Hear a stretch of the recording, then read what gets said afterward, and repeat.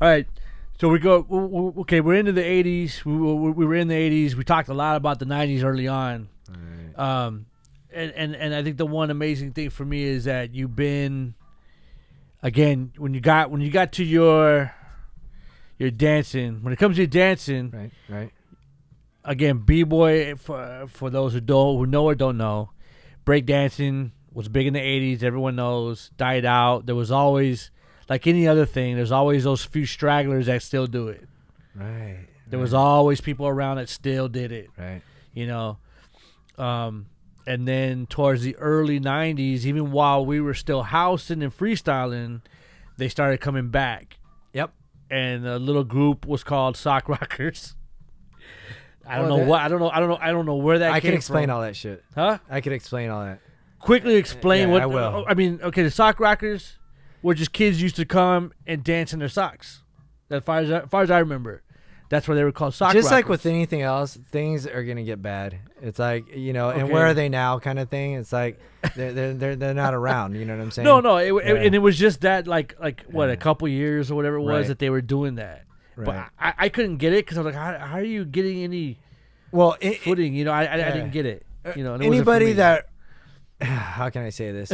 Anybody that comes into something and is introduced to that something by, let's just say, a buddy or whatever, and just jumps into it. Like at one point, a practice could have had like 25, 30, 40 people. Yeah. And then 2 years later, it fizzled out. You know what I'm saying? Yeah. Just like it kind of did in the 80s. It's like everybody was breaking, but then only the hardcore dudes kept at it. Yeah. So that's what happened in the early to mid 90s. Is that there's a bunch of goofballs trying to break, and they saw like, oh, it's easier to do flares with no sneakers on.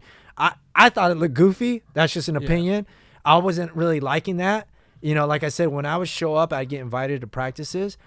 It was very different for me. I was like, what is this goofy shit, man? It's like, what are these goofballs doing? Yeah. And back then, like, I was already driving a big black car, and it's like I was already going to clubs, and then I'd get an invite to a breaking practice, and I'd be like, I'm not digging it too much. Why? Because I don't really practice like this, whatever. But out of those practices came some really dope b-boys. You know what I'm saying? Yeah. So like Yeah. that reemergence of breaking, Yeah. I was down with all those dudes that were bringing it back. You know what I'm saying? That's what was dope about my story. Just like to it's as simple as this. Real recognize real.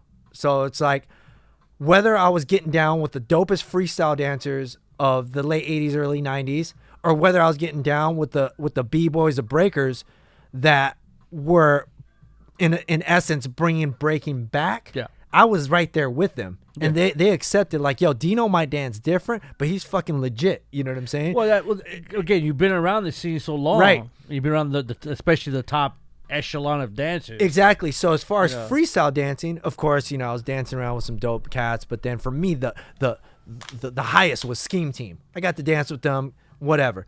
And then with breaking, it's like, who was right there? My one of my crews in '91 was Hip Hop Function. Mm-hmm. Easy Rock was a part of that crew, and we all know the impact as b-boys what Easy Rock did. He created the B-Boy Summit. He went all around the world, just dancing people. alone. Yeah, so he's such a big influence for that revival of breaking in the '90s.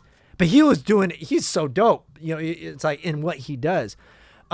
Locally, who did I team up with in '93? I met Kulski. This is before he founded West Coast Rockers. I saw his breaking, and I was like, that footwork.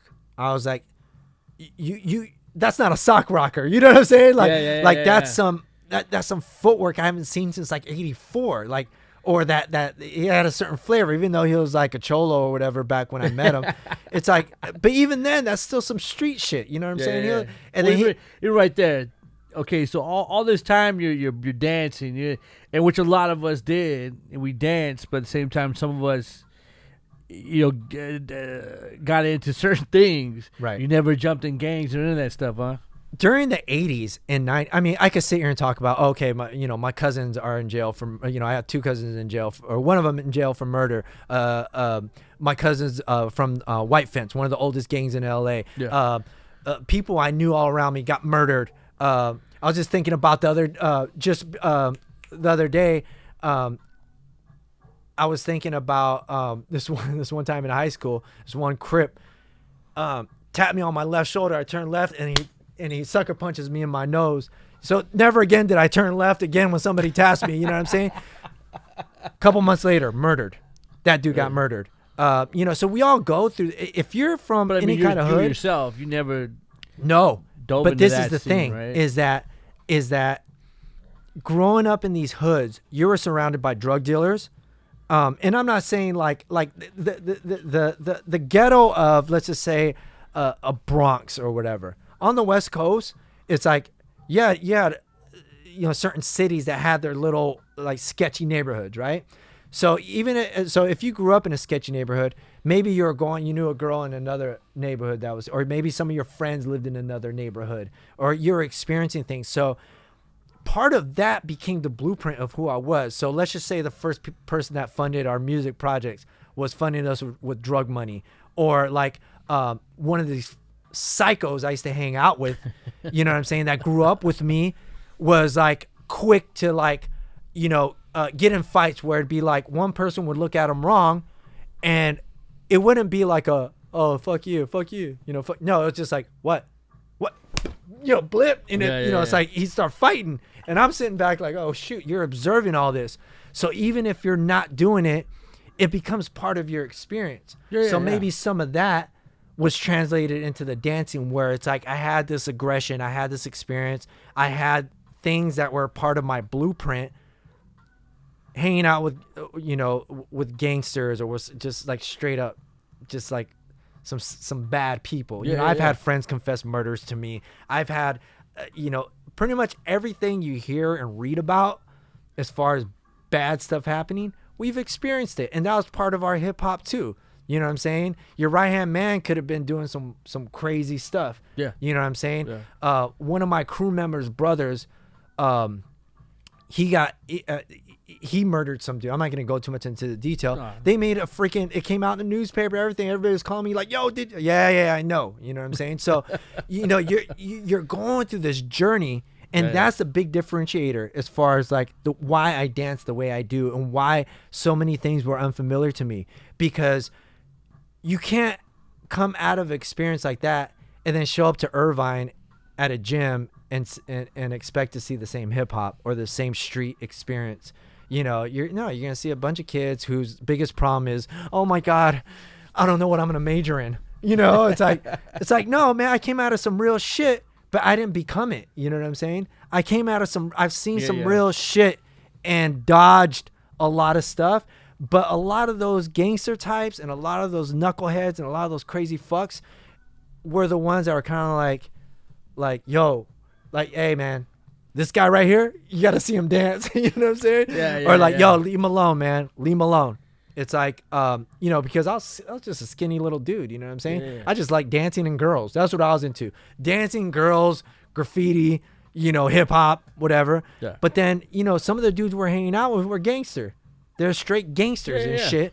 And it's like, they were kind of more like, some of them were punked, but other ones were like, yo, like, these guys are badass. You know what I'm saying? They'd be like, these guys are badass. They fucking do this. You got that pass. Check out this breaking. What you do. So it's like that happened, and that's a crazy story about me, was that I came out of a lot of hood shit and a lot of crazy through hip hop or through cholos or through graffiti writers, or you seen some crazy shit.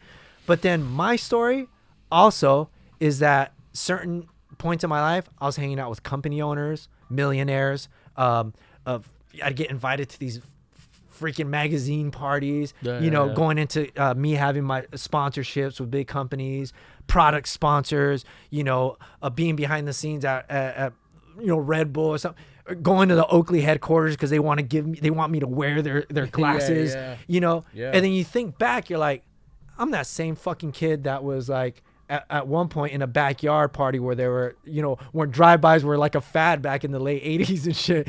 It's like everybody was doing drive-bys. I don't know why, but it was just a thing, right? So to answer your question, I saw a lot.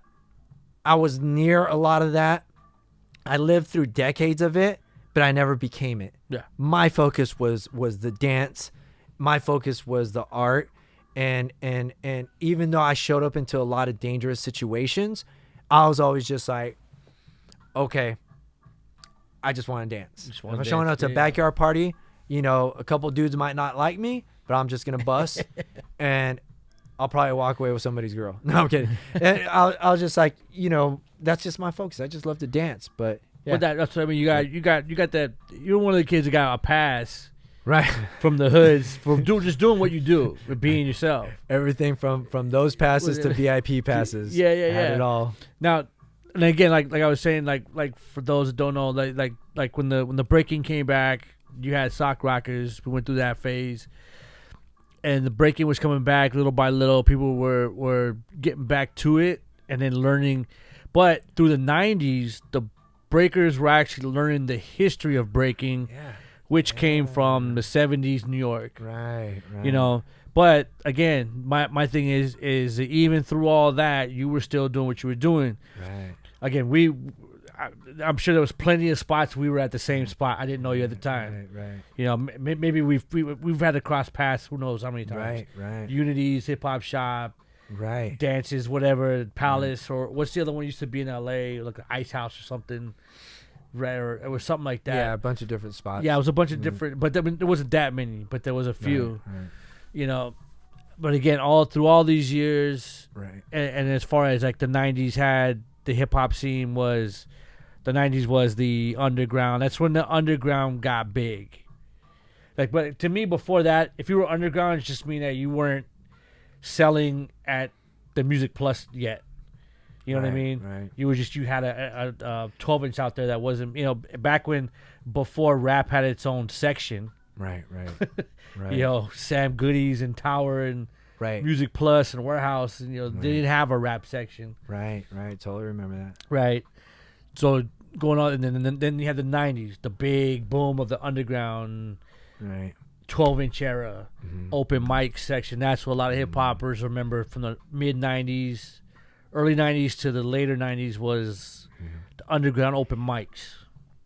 Yeah. Right. Well, that you know, that was the. And you're still doing what you're doing. Yeah. See, this is the thing. Well, as far as that goes, is that's the kind of hip hop that didn't need to get spelled out. You know what I'm saying? So at the same time, this is what was happening from my observation was that, you're getting the knowledge from the East Coast. And I was like, these are the 4 elements of hip hop. You blah, blah, blah, blah, blah, blah, and this and that. And, you know, top rock, footwork, freeze. And if you're this and that, it's like, it was very spelled out. My experience in LA hip hop was that we were just hip hop. It didn't need to be spelled out. So you show up to an open mic. It's like, there was some dancing, hanging. There was some open mic, you know, like MCs battling, you know, whatever.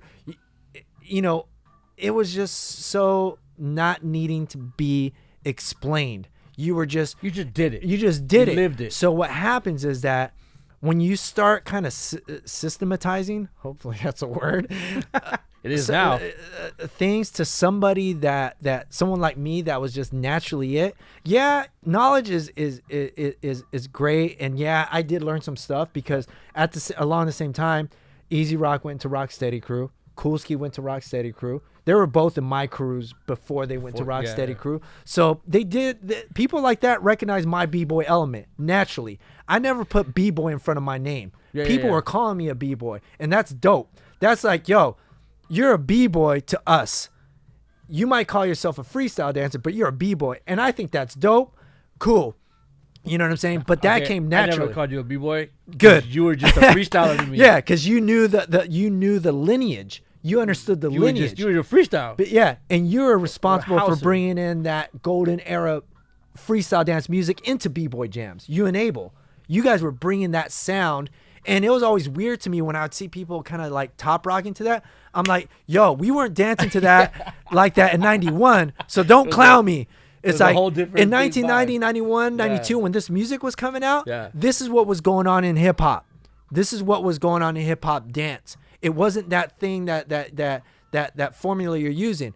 That's great if it's, you know, if you see Coolski getting busy with his b-boy shit to some of the stuff you play, it's legit. It looks good. But on the other hand, it's like you see me getting busy, and Kulski spent a lot of time with me. When I met Kulski, he was a dope breaker. You know what I'm saying? And it's like, I was like, yo, expand. Let's play this hip hop shit. You know what I'm saying? Come boogie with me. Come dance. Let's dance. Like, forget about that. And what's dope about Kulski is that he will always give me that recognition. He's said it before. He's like, yo, Dino was the one that got me on, like, kind of like changing up the dance. You know what I'm saying? But anyhow, going back to so they recognize that. So like I said, I was getting down. It was like, Dino is once again is legit in any way you cut it, because any way you slice it, it's like, because I was getting down with those b-boys responsible for bringing back breaking. They recognize my style as just that's dope. The thing though is that you were there. Yeah. But you didn't. Because for freestyling, for me, that I remember it is that it was great because we, like you said, it was a dance up until that point. Everything we learned to that point. Right. And then we loosened up. Right, and just did your own way. And did your own way. But at the same time is you would dance, but incorporate what popping was. Right. You incorporated locking. You might hit, you would hit the same way poppers were, or even some of your hands while you're dancing. Right. It was like a locking. Or you would do breaker moves, but not to the full extent. Right. But you would incorporate all that. And that's why I was always against following a formula. And even though I respect it, I respect the formula of, let's just say, breaking a b-boying, right? I respect it. I don't do it. Why? Because my formula was the combination of all styles as I went through that journey in hip hop. You know what I'm saying? So yeah, I might drop down to the floor and maybe somebody might see that as breaking, but I come right back up. You won't catch me doing continuous footwork. Also, vertigo kind of kicks in.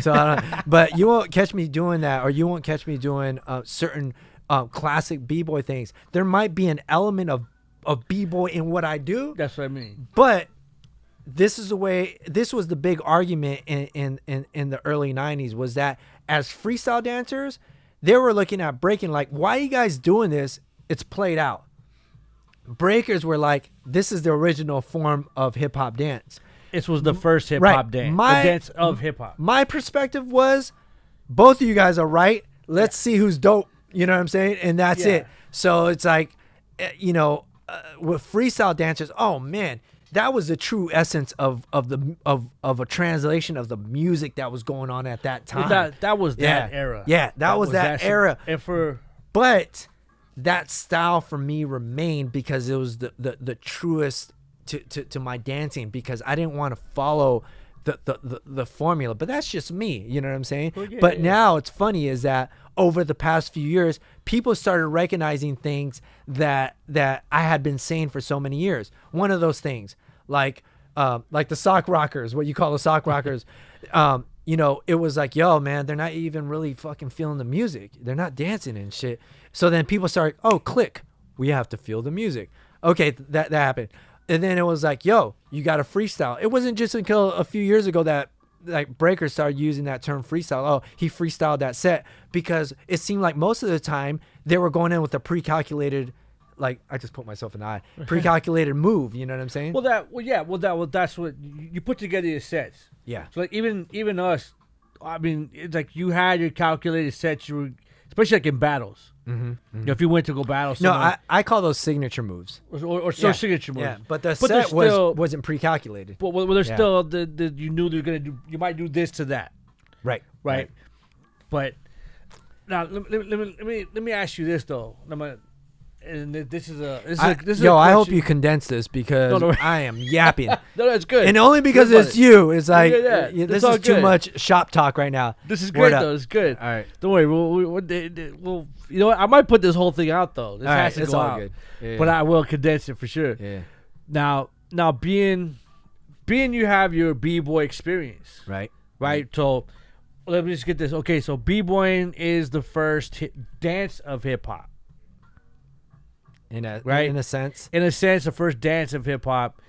It's the other dancers are just as old. I would say it's the first solidified kind of dance style. For me, I imagine, I wouldn't know, I wasn't there. Yeah. So I only speak to Southern California. I would think party dancing was the first. dance and hip hop, but that's just an opinion. Well, again, the way that the histories are told. Yeah. Okay. Yeah. The way the histories are told of what we call our culture, right? Mm-hmm. Yeah, it was a party. Parties led to this, and people just bugged out and freaked out, whatever. Right. Did this little thing because breaking didn't look like what you see it now, and all the old schoolers would tell you that. Of course, it evolved. And then a lot of the breaking was up top, which would be top rocks, right? What they call top rocking or whatever, and that's where it started. And then eventually somebody hits the floor, stays on the floor. Eventually, someone spins. Eventually, someone does that crazy, all the acrobatic stuff. So it evolves. Now the throughout the years, then we get to the 80s. You have the house music coming out, which is from what I've gathered, late 80s. Yeah, like you said though, even the mid 80s, because a lot of the first house music, 86, to me, 87, yeah, even around there, maybe even a little before, came from that techno club music. You know what I mean? It's just that house beat was almost like your 80s techno disco. Yeah, right. That's basically what it was. Its foundation in disco dance. Yeah, all that, and then it became house music, what we know it, which led into techno and drum and bass and all that stuff. The dancing went involved with it, to where we what we called housing, then led into freestyling or whatever, that whole era, anywhere from 87 to 93, and some of the best stuff to look at for those listening and actually want to check it out. For one, first thing I always show people is Divine Styler's Ain't Say Nothing video. Because that would show you watch his dance, the Scheme Team, which is a lot of the big crews was a Scheme Team, Mop Tops, what's the brothers? Was it Soul Brothers? Soul Brothers. Yeah. You know, and then those were out here. Those are some of the guys that were out here. I know Mop Tops were originally from New York, right? But one of them moved out here, or two of them, or whatever happened. Whatever the deal is. Yeah. But again, that whole style of dance, you can watch that. What's his name? Herb Alpert. Oh yeah. North on South Street. Check those videos because you could kind of tell who was the real dancers and who were kind of like studio dancers. Yeah. That one was cool because you had some street dancers in there, right? Yeah. But then you had some regular. Yeah. Which is all good. Yeah, it was all good. I mean, but that was a dope video. Yeah. But Ain't Saying Nothing was great. And there's always little clips in certain videos, like some Boogie Down production videos had some clips. I think what were they called, the IOU dancers or whatever. And then I'm telling you, if anyone who hasn't seen it, you watch Humpty Dance video. There's two cats in there that video. Are busted. Them dudes was getting busy. Yeah, they were getting busy. So watch that, and that's kind of some of those were elaborate. You could watch like the Big Daddy Kane video with Scoob and Scrap. Which I stole many moves from. Just completely stole them, I think we all wanted to dance like Scoob and Scrap. They were so cool. But even again, like to me, that was kind of like a basis for what we were doing. Right. We were just more street with it, more. Yeah, it was a little different. So that to me, and my question for you is: all throughout the years, B-Boy comes back, makes a huge splash. Somewhere in the 90s. And I'm personally, my personal opinion is it started in the 80s, but a lot of the housing and freestyling and even the dancing stuff that we saw in the videos back then eventually would, to me, influence, just like in the early 80s, influenced Michael Jackson and Saturday Night Fever, the street dancers did. Because I'm telling you, Michael Jackson didn't make up no moonwalk. Right. He didn't make up no popping. Right. A lot of moves that he did. But you had a lot of the choreographed, because even back then, I thought Rhythm Nation video was dope, dancing-wise. That was dope to me, even though it wasn't street, but there was a lot of influence involved. Okay. So now we have, and again, like I said before, I'm going to be a total pig-headed, hard-headed old bastard about it. I personally don't care for the term hip-hop dance. You know what I'm saying? I do know what you're saying. But how does someone that's been through the whole eras, all the eras, but even stuck to your style, which to me what even 20 years ago, 20 years ago they had they were coming out with these dance classes called hip hop dance. Right. And a lot of it to me was just choreographed video dancing. This is what I think happened. You know, I think. What do you think about though? Like, what's your take on? You know what? That whole thing? It's a bit saddening that we kind of let our guard down, in a sense, because I can't even call myself a hip hop dancer anymore because of what everybody thinks a hip hop dancer is. Okay, and I started getting more of a clue when certain people would see me out dancing, and they would recruit me to go teach. Right. And they're like, "Oh, we want you to teach a hip hop class," and I'd go in there, word, let's do this, and I'd go in there with the hip hop that I knew was hip hop, and they were like, "We want you to teach a hip hop routine to this song," and I'm like, "That shit ain't hip hop. How do you want me to teach a hip hop routine or a hip hop anything if that shit ain't hip hop?" And it wasn't. So, you know, as far as what I knew, and yeah, we go into the argument of like, is it hip hop? Is it not hip hop? No. Let's talk fucking real deal shit. You know what I'm saying? That whack ass shit that's coming out of, like, it's not hip hop to me. I can't teach what I do with that. But not being a hardhead, like you'd say, I actually tried. Right. Don't knock it till you try it. Same thing with my approach to the Hollywood thing. I gave it a try. I didn't like it. It didn't resonate with me. Teaching classes, I gave it a try. It didn't really resonate with me. So I started teaching privates. And I'm like, you want to learn how to dance the way I do? It's going to be like in a private setting, and it's only going to be you, one-on-one. You know what I'm saying? Right. And I'm bringing in the music I want us to dance to. And this is the way I learned how to dance the way I do. You see me catching wreck at a club. This is why I do it. And I'm going to give you that. So there were people actually paying me to like teach them hour-long, 2-hour-long sessions. And but this is where I started noticing the big change was that when I'd go in trying to teach hip hop, I would bring in culture. I would bring in information, knowledge, experience, but they just wanted the dancing. So at some point, they just wanted the regurgitated. No, they just wanted the moves. Well, right. They just wanted my moves. They're seeing, you know what I'm saying? And at some point, it's like, this is what I think happened was that why I stopped calling myself hip hop. In a sense, is that the definition of hip hop was changed, but not by us. If the power of media and of certain if let's just say a certain school or certain person or whatever says this is hip hop, and 1 million people get to see that, versus your small scene in underground LA where it's or your the core of where you came from. You know what I'm saying? The underground, this is real hip hop.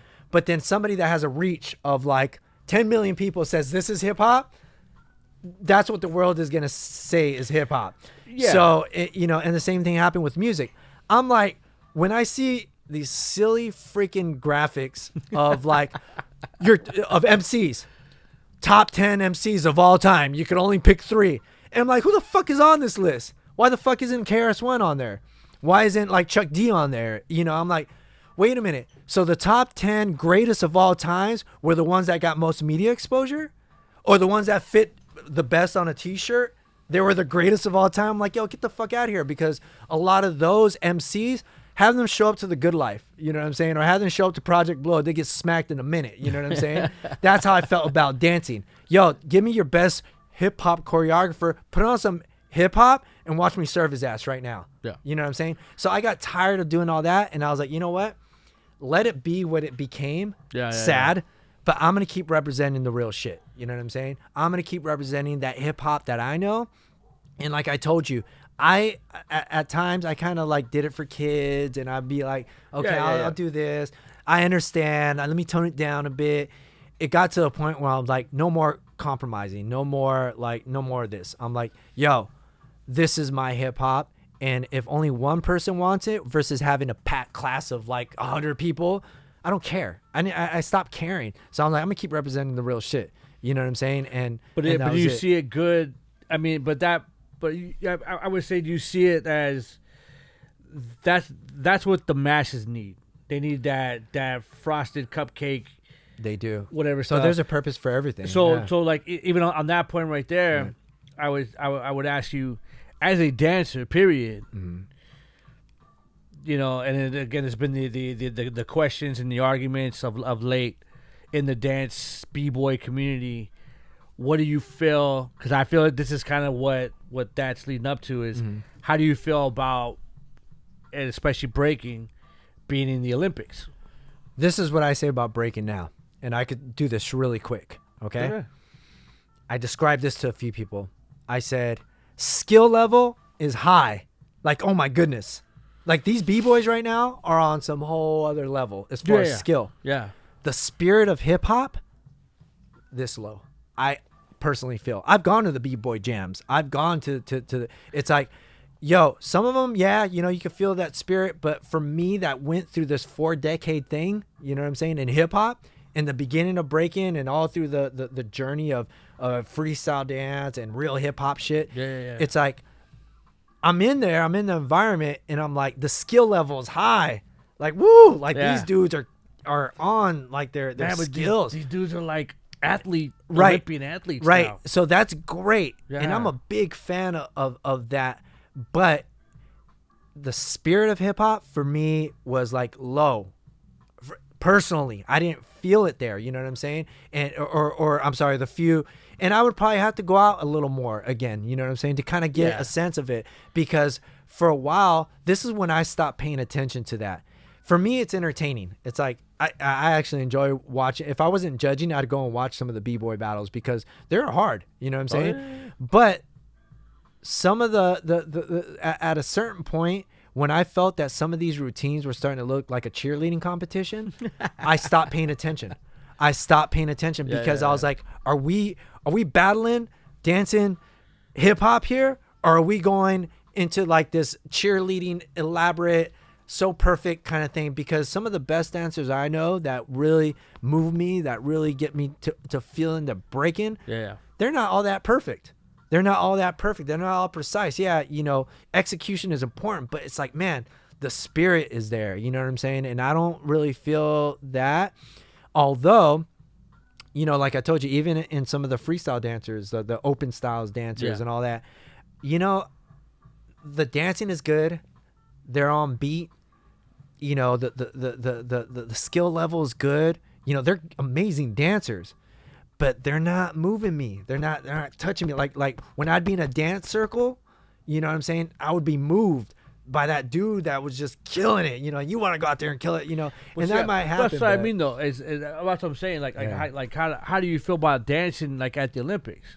Because that's a whole different vibe. Like you said, the person who has to take this thing to 10 million people, right? That's what they know. I probably have mixed feelings about it. I think it's great on certain levels because I'm a big fan of success. You know what I'm saying? And it's like some of my good friends own the biggest dance brand in the world, which is World of Dance. My friends, you know what I'm saying? I'm a big I just won't participate in some of the things they do. But they might ask me to come out to do some stuff. I'm like, yeah, of course, man. You know, I got you. Just like I show up for you, just like I show up for, you know, anybody that I'm friends with. And I'm a big fan of success.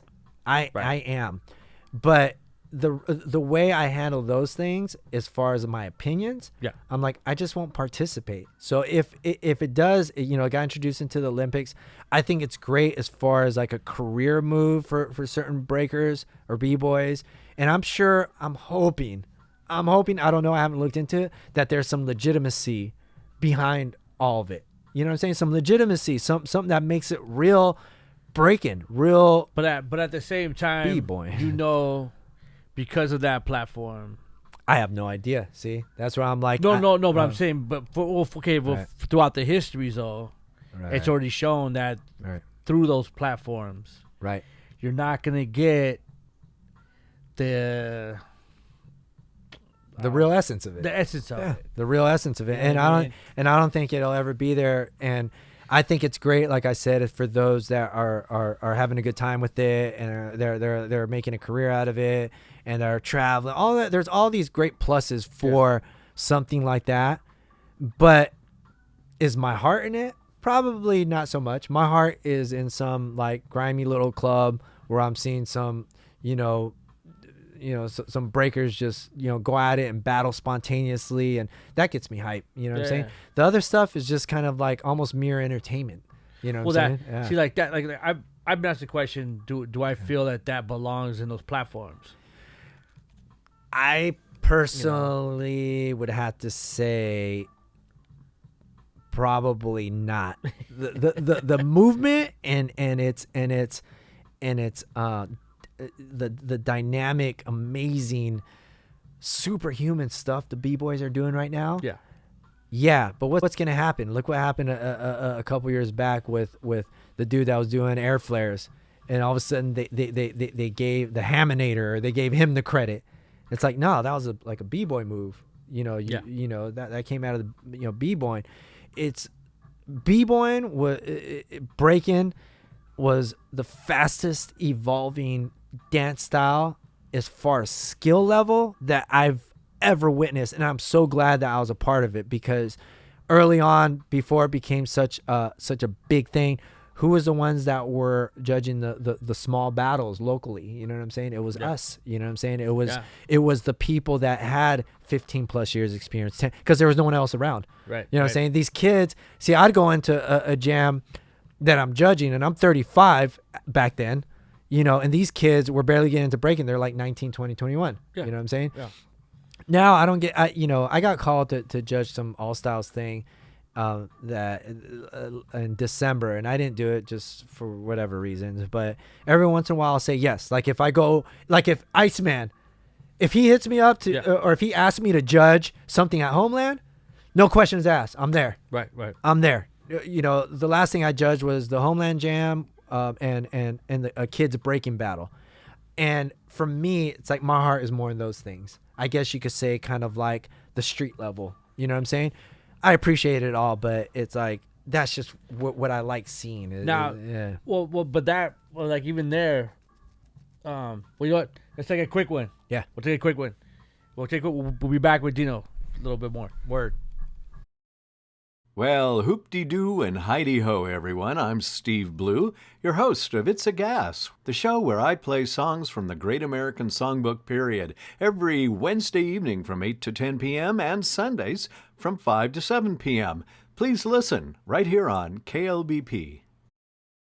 Again, I asked you those questions about the dance because, again, I'm heavy. I consider myself not as heavy as, of course, we used to be. Right, in the dance, in the scene, definitely don't go out as much as I used to. Right, that's for sure. And yeah, like for me, I do the MoonKILL thing, but shit, where was I going with it, man? It's like, and that's why I brought up, like, it's one of those things. Like, do you see yourself as not being a part of it, or you think you see it different?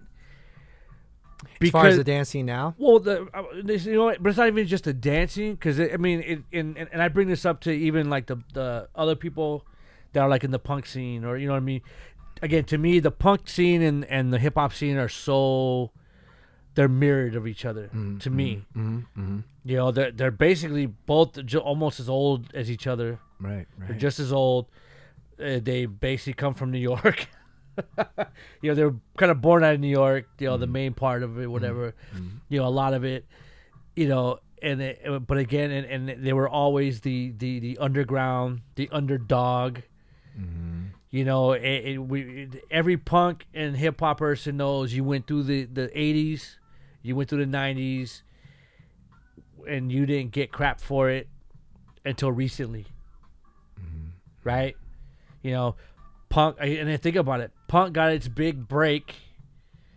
Punk got a big break in the early 80s, and that was due to the new wave scene.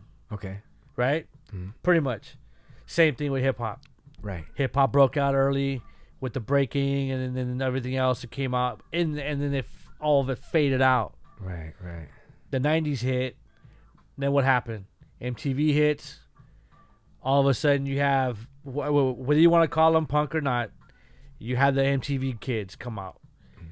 Punk had the Green Days and those guys that gave the word or term punk a new life, or that life. It gave it that life. Right. Hip hop was, and I've met quite a few people where their hip hop history started with Ain't Nothing But a G Thing. Oh goodness! And think about it, that was all the same time, all around the same time. G Thing came out, Nirvana came out, and Green Day came in. All that came out around the same time. Right. Next thing you know, we're in. We're those two terms just as terms, not what we do. I'm going to say that openly. Right. Not what we do is accepted, but those words are now accepted in a mass media. Right. But certain things have died off with us, and they have with me.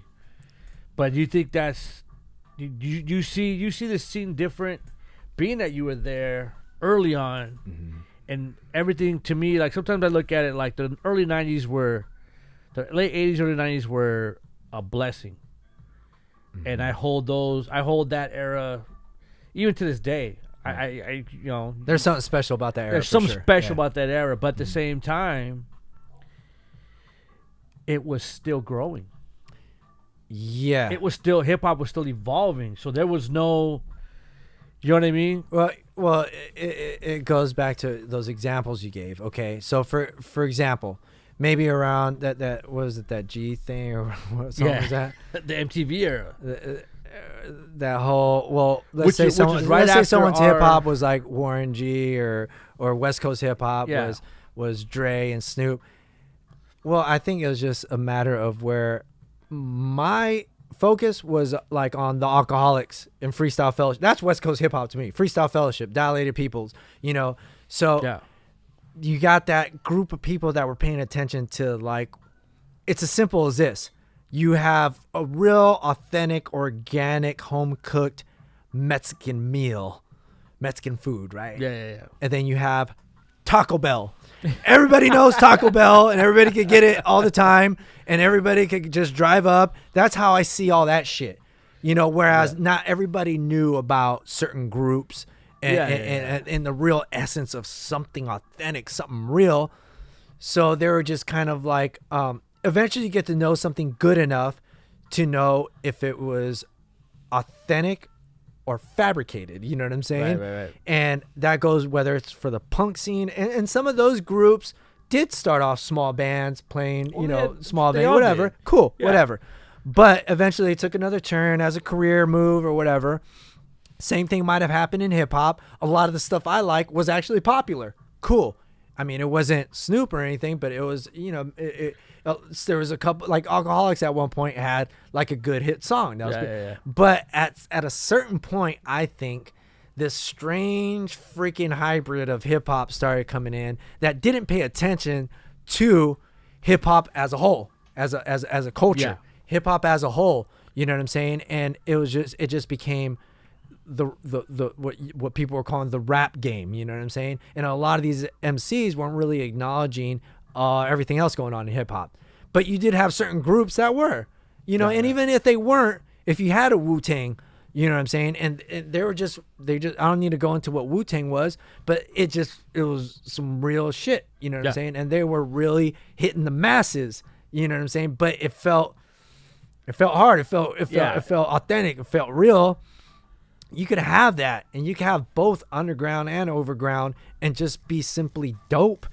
But once, it comes to a point where maybe it's like the balance is off and you're getting all this junk and people are thinking like, oh, this is hip hop. Oh, this is punk. You got real punks and then you got Hot Topic or something. Sorry, don't diss on Hot Topic, but you have these big differences, and it might take for some of those people to experience something real to start loving it. Maybe they never knew about it. You know what I'm saying? Right. And don't get me wrong, I'm into, like, as far as hip hop, I was into some of the fun songs and into some of the pop songs and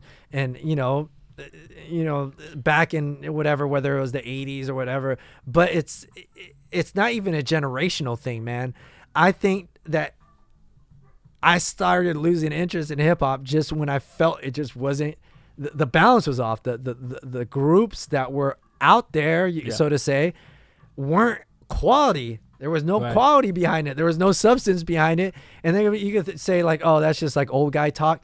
No, I'm a really good observer of this shit. You know what I'm saying? Like, I'm not saying. You know what kind of, you know what kids would tell me, right? You're just an old grumpy dude, right? You know, it's not even that. It's just we're because I could tell you this much. Like, I listen to Rhythmatic's show. It's like every Tuesday. I'll tune in when my friend Ty posts something up, and that kind of like gives me faith in hip hop again, because that the Rhythmatic show does play current productions, right, and it's dope. And it's like I'm listening, I'm like, oh wow. So it's actually kind of reeling me back into thinking like, no, it's not all downhill. You know what I'm saying? No, there's some good stuff. And like I said, once again, there's some groups that went pop, and they're actually good, talented people, dope, but the percentages are off. It's like 95% junk and 5% something, I believe, in my opinion, worth listening to and saying, hey, you know what? I feel some evolution going on here. But for the most part, no. And it's like, no, but I mean, you kind of get. That's why I kind of gravitated more towards going into like the house scene, and even that's getting bad. Where it's like you show up to like maybe 15 years ago, you know, the house music scene, everybody was dancing. There was a DJ playing, but everybody was dancing. Yeah.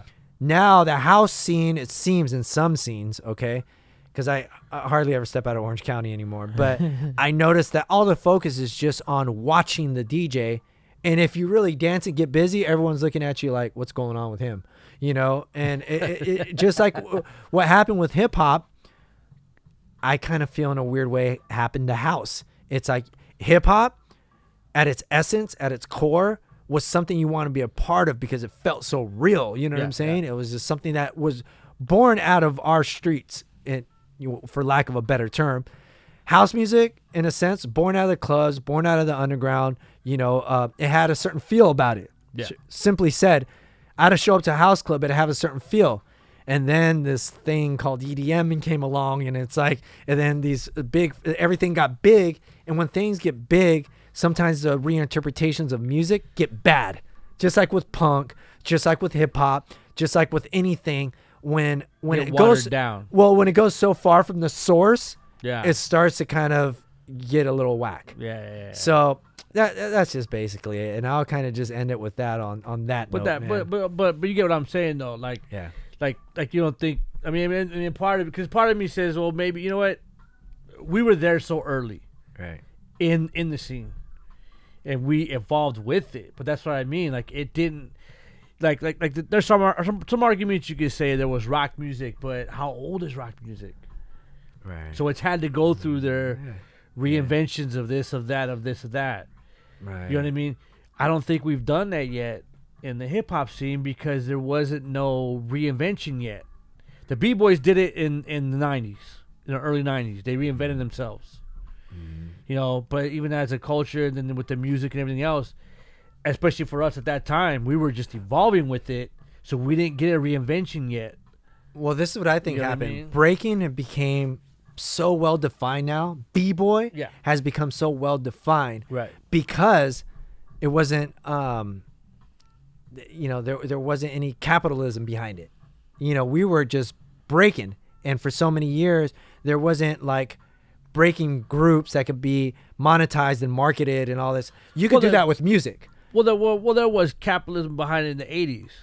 There was, but what I'm saying is that to put on a platform that you can sell, like you could stream music. Right. That's why it became dictated by other people with other motives. Right. So our motive was kind of more pure as B-boys. It was just like, we want to battle. You know what I'm saying? Right. And, you know, now it's kind of changing because you hear about, you know, bigger brands getting involved and stuff. But a lot of times it was just like a brand that wanted you and just kind of like, okay, cool. Thank you for doing that head spin for our watch company. We'll see you later. You know what I'm saying? Beat it. See you later. Yeah. And I hope it evolves like the skate industry evolved. You know what I'm saying? Like where, where, you know, they were looked at as paid they're looked at like as paid athletes or whatever, but their core was in the street. You know what I'm saying? They were recruited that way. Yeah. That's what I think.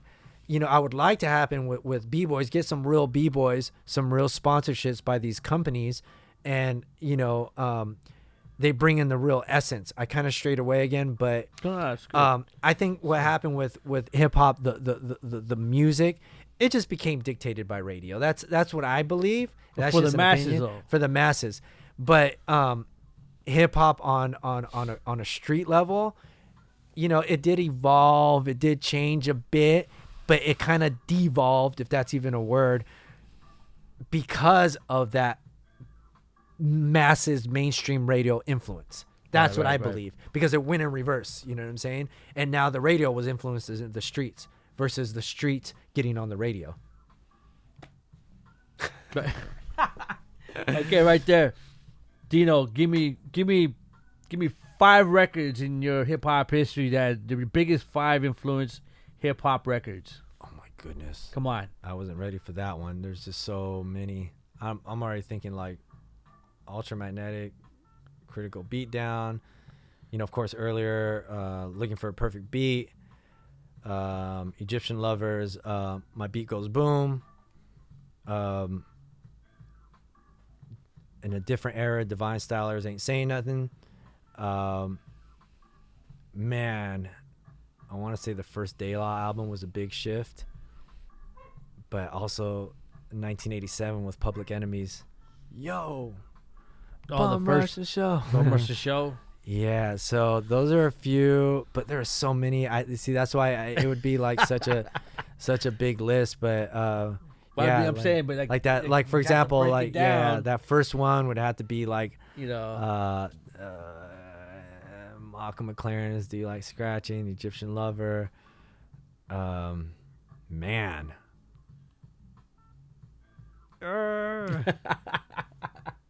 Big Daddy Kane's first album too, man. Oh, I can't do this, man. Public Enemy's first album. But there's got to be those one. Okay, give me 3.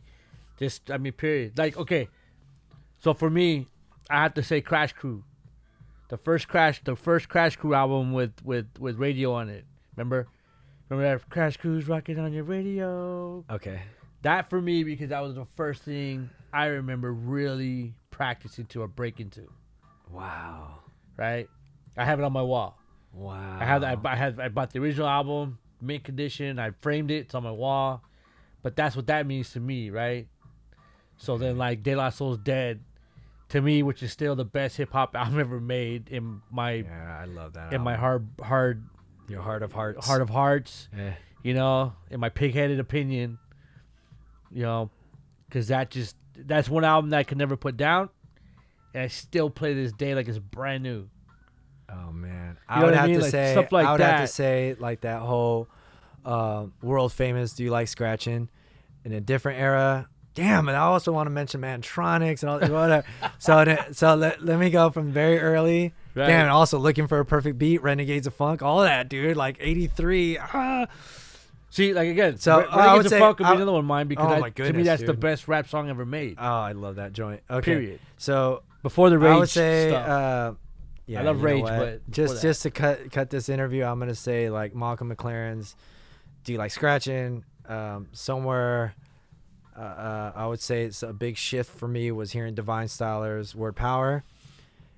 And, oh man, a little after that, I kind of want to say Freestyle Fellowship's Inner City Griots, but, dude, I'm sorry, man. That's just too much.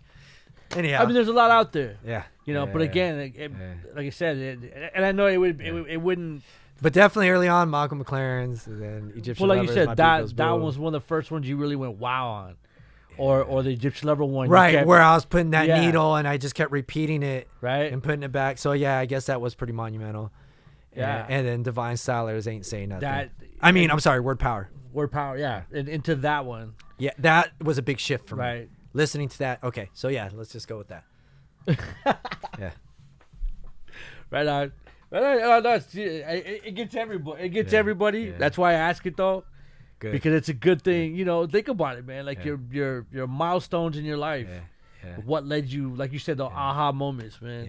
Yeah. You know. Yeah, but so was Tour de France. You know what I'm saying? Like, you know. But those were just good songs. Yeah. So I guess it would be like that. Right. That world's famous. Do you like scratching? That right. whole. I guess. Well, there was that single. I think it was world famous. Do you like scratching? I think was a single. I'm not too sure, but the Duck Rock album was the cover, everything. Yeah. I embraced that shit. Yeah. But I also think I had the single of "Do You Like Scratching?" Whatever. So that was the joint I played when I first danced. That's really yeah. But then there's that crazy cuts and all the whatever. All right, whatever. But anyway, so there's that. The Egyptian Lover, My Beat Goes Boom, and then going into the golden era of hip hop was Divine Styler's Word Power. Made a huge impact. Yeah. Yeah.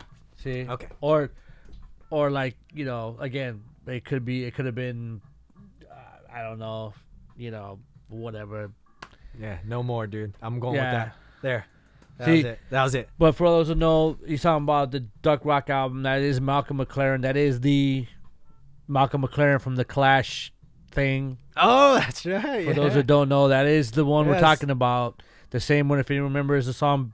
The big song that was back then was Buffalo Gals. Big shout out to my daughter. Shout out. Yeah. Shout out to you Isis. said the Clash and that early punk. That hip hop. Yeah, that's her. Well, that was her. The Malcolm McLaren that managed the Clash. Is the same that we're talking about. Yes, he does. There is records out there under Malcolm McLaren and the world famous Supreme Team Show. Yep. Okay, which is where Buffalo Gals came from, but also had. Just like any other album, you could say it had the hit, and then there was the underground hits. To me, the underground hits were "Do You Like Scratching" and those other songs that were on there. She's like a hobo, you know. Looking like a hobo. Yeah, those were like the hardcore hits of the album. But Buffalo Gals, the one they made the video. Right, and then Hey DJ was the other popular one. Hey DJ, they made like later. Yeah, right, and then they redid it, and then other people redid it and redid. Yeah, yeah. But the Malcolm McLaren, that is the same, one and the same. The Clash guy. Yep. The guy from the Clash. Yes. Yep. Which again is the link, is another link between, which I've explained this before, between the hip hop scene and the punk scene. Right. Because you can go and look at the Clash songs, where the Clash were very heavily influenced by reggae, but at the same time, they did songs like Magnificent Seven, where he was kind of rapping. Then I think you guys were the first to start playing that at B-Boy jams. I think you and Abel, right? Who was it? I did. I can't say I'm the first. But I remember playing it and then playing because I would play Radio Clash, which is another one that to me was a hip. They even said that was Radio Clash they made, which was never on the album. It was a single only, and they made it after they were influenced by being in New York. When you got I was judging like a B-boy battle, and I remember we started playing Radio Clash first, and then we started playing Magnificent Seven. Because on the 12-inch, there's a Magnificent Dance, which is basically the instrumental, but with like bongos and shit. Well, when you guys played Radio Clash, I was like, it's like, oh shit. And from I might be wrong, but it was either you or Abel, because you guys were DJing a lot of little B-boy jams first, and you wouldn't get, hip hop DJs playing the Clash during a B-boy battle like the way you guys did. It was either you or Abel. I'm not sure it was, but I do remember that moment where I was like, "Oh shoot, that's dope." No, I think anyhow. Honestly, I could be wrong. We'd have to ask him, which is a mutual friend. But I remember playing it, and the first time I remember playing Radio Clash was because of Kulski. Wow, see, it's all relevant. He was like, "Yo, you need to play that song," and I was like, "Really?" Yeah. Because to me, I just grew up on it. It all was connects. just a dance song to me, my family, And he's like, "No, you need to play that. That's a hype." Yeah. So I started playing it. If it wasn't for Kulski, I mean, maybe I would have got into it, but if it wasn't for him, I wouldn't have played it. That's dope. See, it's all relevant. You see how it all connects. And like I told you, right now, there's probably some DJ getting booked, traveling somewhere around the world that remembers, and some people admit and some people don't. Because I've had dancers come up to me and give me like, "Hey, man, you know what? thank you so much for what you did. And you know, and then I have other dancers that maybe back in the early 2000s were peeping me out. At the time, they're probably like, yo, you got a dope style, you know, blah, blah, blah. Word up. Cool. Keep it moving. 3 years later, they're in a movie or something. You know what I'm saying? Or they took their talents to Hollywood and maybe they became the household name. But 5 years earlier, they're giving me props and watching us at clubs. You know, same thing with your DJing. There might be a DJ that happened to be like at a B-boy event that was just watching you and maybe he didn't even know, you know, whatever, but he was influenced by you and now he's getting booked. He's playing the whatever, the gigs, the jams, the clubs, the events. So that ripple effect of what we did, you know, and even like I acknowledge all my influences, everything, we carry it, we came from it. And at the same time, we continue to influence people. We made an impact and that was my thing. My impact was made before the YouTube era, before social media and all that. But when people acknowledge me, dancers that made a career out of the dance, they come back and, you know, at least a handshake or something. I embrace that, man, and I appreciate it. And other people, even if they didn't make a career out of it, it's like, yo, props, Dino, respect, blah, blah, blah. Cool. You know, and then there's some people that kind of just, they might have been peeping the style and just kind of like won't admit it. So big up to the people that do give it up to their influences, you know? So I'm going to say this, and I'm going to tell you guys straight out. And I'm going to semi speak to Easy Rock in Asia or whoever owns this stuff. You guys need to re-put out some of the B-Boy Summit tapes. Yeah, I don't know who owns that. They were great. I still have a VHS copy of B-Boy Summit 2. Oh, dude, that's when I come out on it. And I think I transferred it to DVD dude, a while let me ago. See that, man. So, but I'm gonna tell you guys, if whoever's out there, as far as I know, who wants to see the earliest footage of this guy, was massively put out, you watch B-Boy Summit 2. And I wouldn't even have to tell you which one he is, except that he's the only one that stands out from that tape. That's all I have to say. If you watch that tape, there's B-Boy. It was a B-Boy event, but there's one guy jumps out that stood out from everybody. Who didn't. And that was the hardest thing to do. He didn't look like anybody that was there. He didn't dance like anyone that was. And just for the record, it's like I wasn't even feeling it, but you know what? I was like, I'm going to jump out there. And I was the only dude that wasn't B-boying or looking like a B-boy. I had some pants that Chameleon from Scheme Team made me. He hand painted and hand sewed those pants. Was those like a big flower or something on it? No, it was just designs. So those were original Scheme Team made pants that I was rocking to a B-boy summit.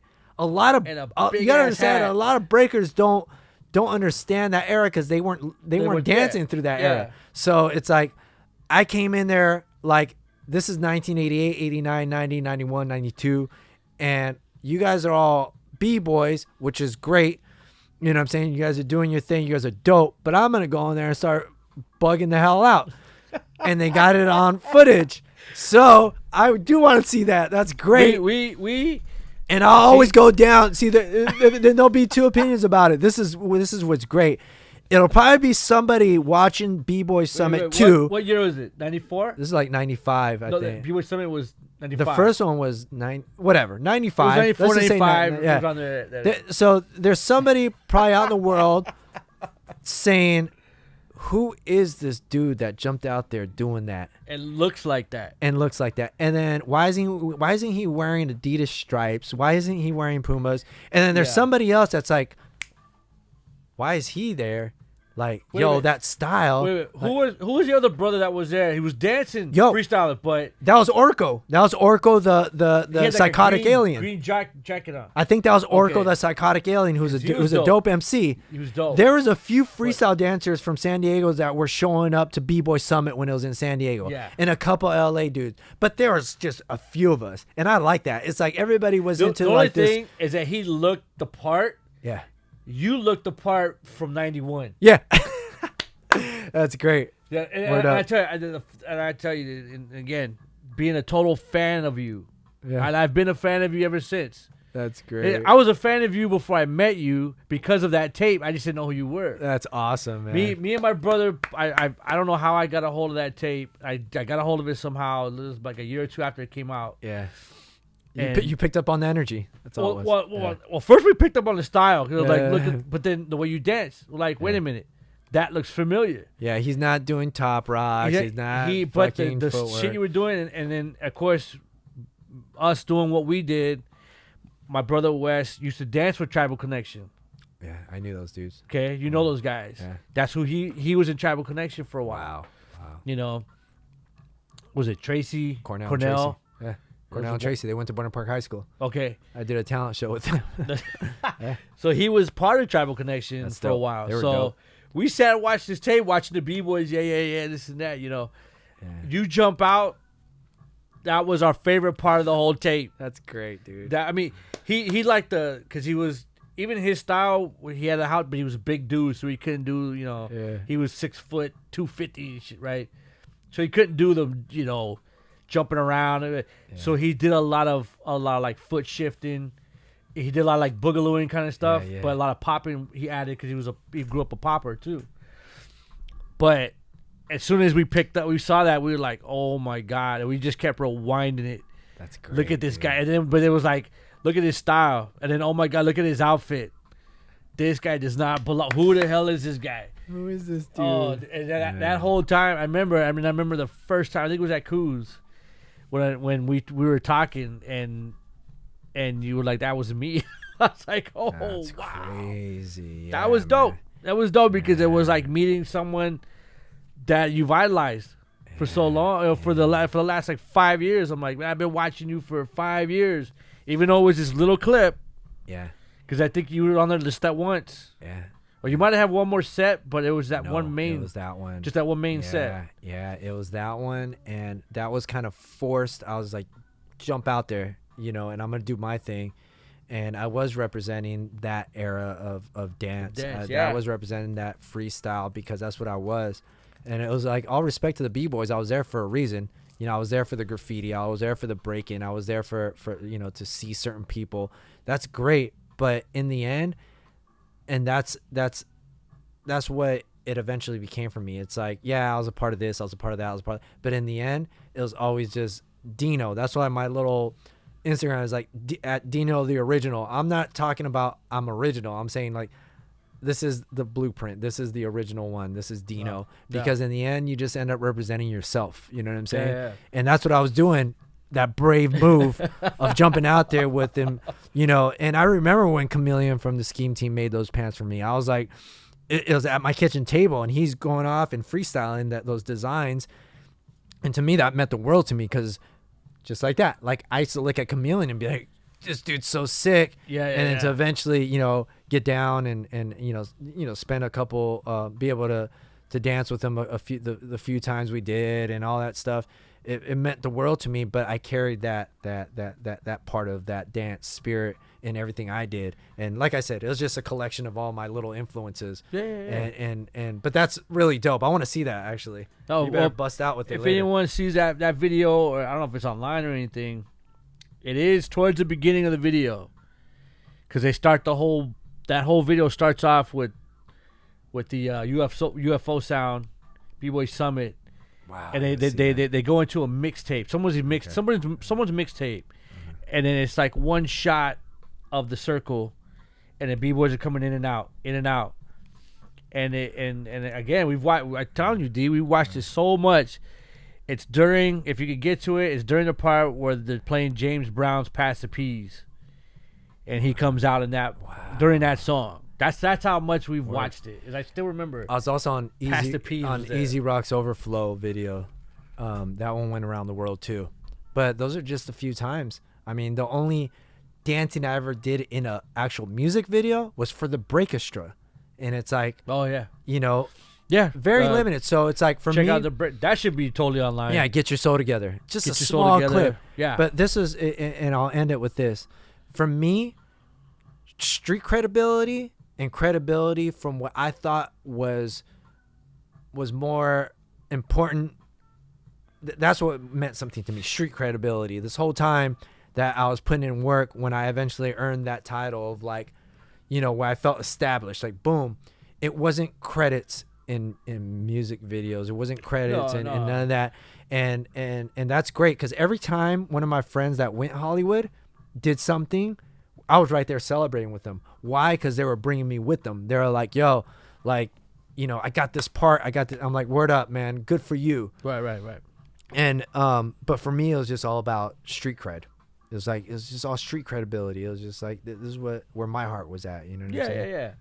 Which is why we're still here, and we never made it to Hollywood. You know, I appreciate all my friends that did, man. I'm right there with them, dude. Man. Yeah, I'm right there with them, man. I appreciate their successes, and it just wasn't for me. But yeah, man.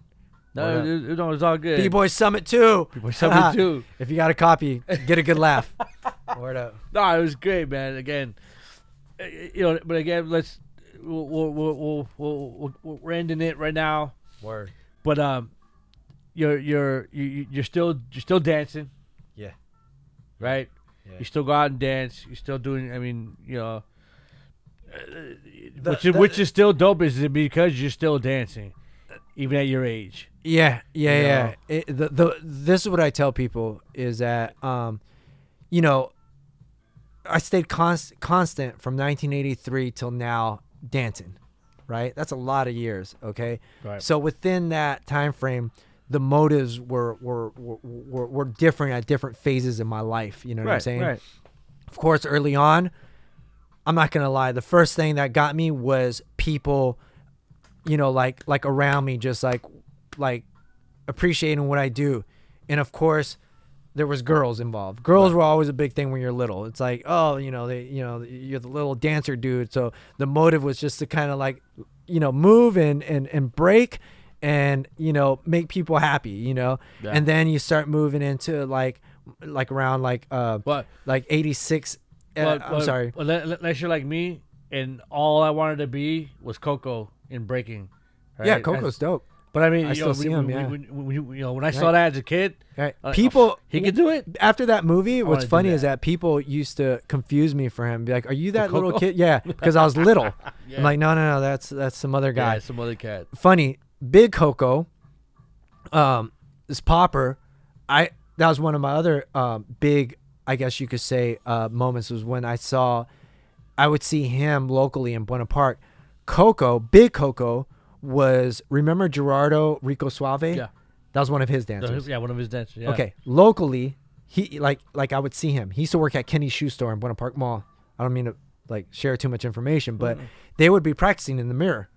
And I'd be at the mall and shit, like just back like then? yeah, because malls were a place of where you would gather to see like other breakers and poppers. This is like 84, 85, whatever, right? So even though I don't pop, it's like seeing him was an influence to me. You know what I'm saying? And no, you know what it is now. I'm interrupt you for a sec, but I saw him maybe like last year. Okay. In Riverside, I got asked to DJ at that 1212 session. Yeah. He goes there. Love those dudes, man. He takes his daughter, I think, or one of his kids, or you're talking about Little Coco. Yeah. So there's Little Coco and Big Coco. Yeah. Little Coco from the movie Breakin', he does have those daughters that dance. Yeah. And I actually, the last 1212 sessions that I judged, they actually entered. Oh, so really? that was an honor to judge on them. But Big Coco was the one that was an indirect influence to me. No, but anyhow, throughout that whole journey, 80s, 90s, 2000s, 2010s, and now we're going into 2020. Right. The motive is changed. Whereas in maybe like the late 80s, early 90s, I was like, I'm proving my point. I'm making my mark. I want to battle everybody that's dope. I'm going to make sure that they remember who the fuck I am and shit. Right. And it worked. I mean, if you came out of that era, and of course, somebody might think you're whack. Somebody might think you're dope. Somebody might think like he's just some dude from Orange County. Yeah. Ain't nothing about. But people were talking about him or me, whatever. And it's like that's all that really mattered. I was like, you know what? I got you talking, whatever. But locally in Orange County, I was like, okay, this is my territory, and I just want to battle everybody that's dope. And if I wasn't trying to battle them, they were actually my friends. So it's like I said, I was always in that top tier. But then the motives change. You know what I'm saying? You start going into a whole nother realm. So like in the early 2000s, I started getting, or late 90s, early 2000s, I started getting clothing companies hitting me up. I started getting sponsorships, some paid sponsorships, some just product sponsorships. And then you get this kind of like ghetto celebrity status, this like kind of like a small scale celebrity status. Like you go to clubs, people know you. Girls are coming up to you and like offering you to like hang out and come, you know, hang with us. Oh, well, you know what? I didn't drive, my boy. I'll pick you up. It don't matter. I'll make you dinner. I'll make you breakfast if you stay. Like, just come on. You know, it's like, and you start getting this attention, and all of a sudden, like, your ego is just going. So you know, we'd show up and it'd be like VIP everywhere. Then you would get calls. No text messages back then. You'd get calls like, hey, we're doing this. We got you guys at the door, man. If you guys need anything, we'll send out transportation for you guys, you know? And then came that era of like getting paid to do shows. And it was like, we were doing like so many shows that it became, we made our own little careers, you know what I'm saying? Yeah. So I was organizing breaking shows, and that came with a little of that glamour and glitz, you know what I'm saying? It's so silly. All that shit to me is silly. So what I'm trying to describe is the different eras of my dancing and how the motivation was different. Right. And then, you know, silly stuff. So I have, you know, all these new clothes, going to clubs from Vegas to Orange County. Sponsored clothes. Yeah, silly. Free. Yeah. So it's like, you know, everywhere you go, you're getting in for free. Right. You're going to Vegas, Orange County, Hollywood. And it's like, you know, you're walking into, not all of them, but most of the spots. People know you. It's all going to your head. Right. You know, at one point, I thought it was cool that I had 3 girlfriends at one time. Oh, and they all know about each other. It's like, it's all good. And then, you know, we actually create schedules. You know what I'm saying? We create schedules so that, and then all this young, stupid shit that dancing kind of like, you know, produced. Right. And so you start kind of like, when all that ends, in a sense, you start freaking out, like, because it became part of your identity. But then when you take it back to the essence, and that is where I'm getting at now, is that when you bring it back to the essence, what do you love? What was it that brought you to this? It was just the love of moving, the love of dance. So most of the time now, it's like, you know, a hood. I'll show up to like a little house club or something. I don't want nobody to know me. Whereas 15 years ago, I was like, I want everybody to know me. Right. I want everybody to see me serve this motherfucker right. Well, excuse me. Serve this dude right here. You know what I'm saying? I want to make sure, blah, blah, blah. None of that shit matters anymore. I'm just happy to be here. Right. Like I said, you know, most of the kids now that are in this freestyle dance, all style, some of them know who I am. Most of them don't. And that's okay. I'm just kind of like, I'm just going to keep dancing. Bringing it back to my original love was, forget all these other little motives. I just want to dance. I just want to move. Dance. I want to enjoy music. And that's it. I don't want to go and battle everybody. I don't want, no. Music. And that's it. I just want to dance. So, right. Yeah, man. Just go and have a good time yourself.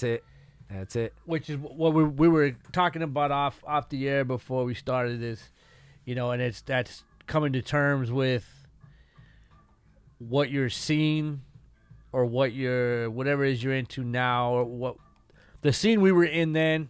Of course, it's not the same now. It never is. But we've accepted what it is now, kind of thing. You know, as you grow a little older. Yeah. And it's all good, man. Going like even for me, doing a thing like the MoonKILL thing is going to these shows, and it's a lot different, right, than when I went to shows in the 90s. Right. Different than when I went to shows in the 80s. Right. But it was just, I look at it like, you know what? It's not my era no more. Right. Now I'm just like on the outside looking in to this era, which belongs to these kids. Right. And you know, it's good to remain aware. And there is a lot of talent out there in the realm of dance. Oh yeah, a lot of talent. Yeah. But you know, now, I it's like very rarely that I step out and go check it out. I'm just happy just whenever I get a chance to go out and boogie. That's all. That's my motive is now. I just want to boogie and just dance and word up. Just kind of like the same. It's like, you know what? The YouTube era, the young dancers, like they're full of energy. They're talented. Right. All that. Let them do their thing. It was different. Whatever. Blah blah. I got my opinions, but in the end, they're doing something positive. So it's all good. You know? Right. Yeah. So, but you mean you're still dancing? So you're still dancing, doing it now. For anyone out here, real quick, you do like can they call you like to paint your house or? Just come. You know what I mean? Or I do rooms and stuff like that. I've done it before, but yeah, just hit the Instagram with any kind of inquiries. That's at Dino the Original. At Dino the Original, check it out. Look at his artwork, man. Check it out because it is. We were talking. What was it? Who's checking your stuff out? Some mathematician, like super brainiac mathematician dude. You know, it's funny. It's like lay it out there, man. No, the connections that I make. I said this earlier in our conversation that is gone way overboard now as far as time, but I was explaining to you earlier, the people that I'm connected to, super appreciative because it's on all levels and dimensions, man. And it's like just super talented, amazing people, you know, street level people, community people, millionaires, regular working class. It's very strange, the diversity of, you know, the range of people that appreciate what I do and vice versa. I appreciate what they do. The people I'm connected with is not many, but it is pretty way out, man. And I appreciate it. The people that send me messages or that send me a comment and appreciate what I do. You know, it's a blessing. Word up.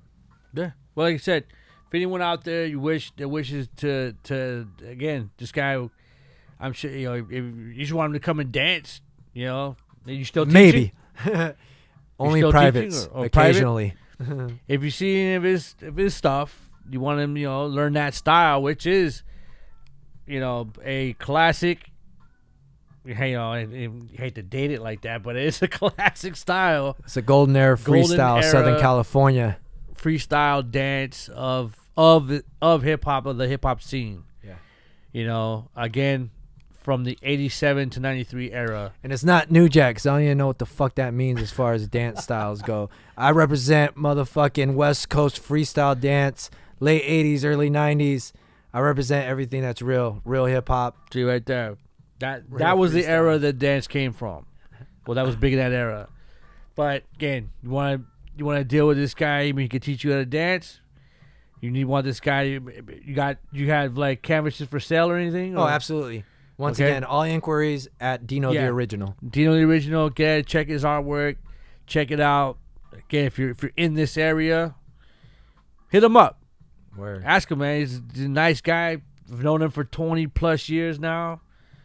Damn, dude, going that long, 20 plus years. You know, and so again, if you don't believe me, you can ask anyone in the dance scene and in the hip hop scene, period. But and in the art scene as well. This guy's been doing that. Both have been an all around artist for that long. Word up. All right. Again, Dino the Original at Dino Original on Instagram. Peace to Moonkill. Any last shout outs? That's it. Just you, man. Yeah. Again, thanks for coming. We appreciate it. We appreciate the talk.